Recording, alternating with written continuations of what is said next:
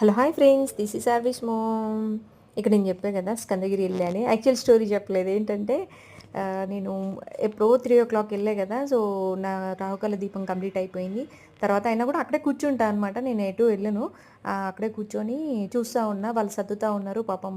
ముసలా వాళ్ళు చాలామంది ఉన్నారు. నాకు వాళ్ళు సర్దుతుంటే నాకు ఏదైనా ఒక సేవ చేసుకుంటే మనకు కూడా మంచి జరుగుతుంది కదా అని చెప్పేసి నేను వాళ్ళకి హెల్ప్ చేద్దాం, అంటే వాళ్ళకి హెల్ప్లా ఉంటుంది, నా కర్మ తగ్గించుకున్నట్టు ఉంటుంది అని చెప్పేసి నేను వెళ్ళి హెల్ప్ చేశాను అనమాట. నన్ను చూసి ఇంకొక 3-4 మెంబర్స్ వచ్చారు. ఆ రోజు ఫాస్ట్గా వర్క్ అయిపోయింది. చాలామంది వచ్చారు ఆ రోజు, ఎందుకో తెలీదు. దానివల్ల వాళ్ళకి అడిషనల్ బర్డెన్ అయింది. మేమందరం కలిసి హెల్ప్ చేసాము.